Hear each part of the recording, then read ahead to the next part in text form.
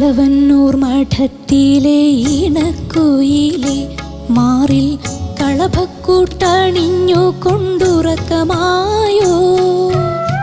വിരഹത്തിൻ ചൂടുണ്ടോ വിയർപ്പുണ്ടോ നിന്നെ വീശുവാൻ മേടക്കാറ്റിൻ വിശറിയുണ്ടോ. ഇളവന്നൂർ മഠത്തിലെ ഇണക്കുയിലേ.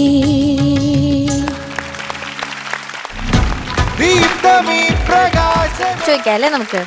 ഷാനിക്ക തന്നെ പറ.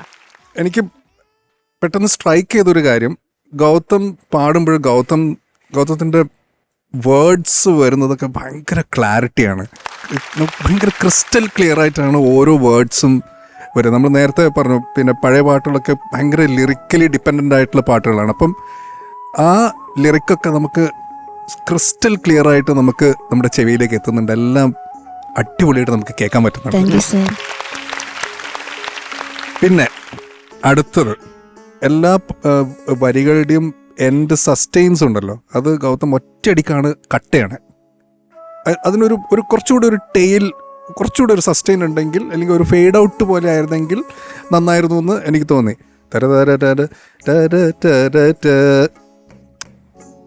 ഇതുപോലെ സസ്റ്റെയിൻസിന് കുറച്ചുകൂടെ നീളമുണ്ടെങ്കിൽ നന്നായിരുന്നു. ഐ കോണ്ടാക്റ്റ് ഉണ്ടെങ്കിൽ അടിപൊളിയായേനെ. ഞാൻ നോക്കുമ്പോൾ ഗൗതം അവിടെ എവിടെയോ നോക്കിയിട്ടാ പാടണം. അവിടെ ആരെങ്കിലും ഉണ്ടോടാ? ആരുമില്ലല്ലോ. അപ്പം ഇടയ്ക്ക് ഇങ്ങോട്ടൊക്കെ നോക്കി അങ്ങനെ ഒരു ഐ കോണ്ടാക്ട് ഒക്കെ വന്നു കഴിഞ്ഞാൽ we will feel that you are confident. ഈ കാര്യങ്ങളാണ് എനിക്ക് തോന്നിയത്. പ്ലസ് എന്ന് പറയുന്നത് നന്നായിട്ട് പാടി, യെസ് ഡെഫിനറ്റ്ലി. എനിക്ക് സ്ട്രെയിൻ ഫീൽ ചെയ്തു. പിന്നെ ഐ കോണ്ടാക്ട്, പിന്നെ സസ്റ്റെയിൻഡ് ടെയിൽ, ഇത് മാത്രമേ ഞാൻ എഴുതിയുള്ളൂ കേട്ടോ. ബാക്കി നന്നായിട്ട് തന്നെ പാടിയിട്ടുണ്ട്. Thank you sir. All the best മോനെ. Thank you sir. Thank you ഷാനിക്ക. ഹരിച്ചേട്ടാ.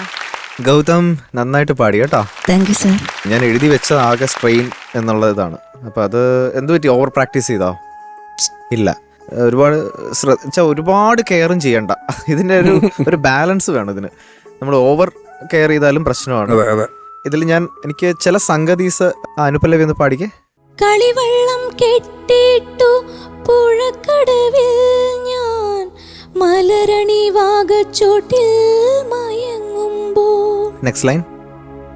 കനവിന്റെ കളിത്തേരിൽ വന്നില്ലേ സ്നേഹ കളിവാക്കു പറഞ്ഞെന്നെ ക്ഷണിച്ചില്ലേ ക്ഷണിച്ചില്ലേ.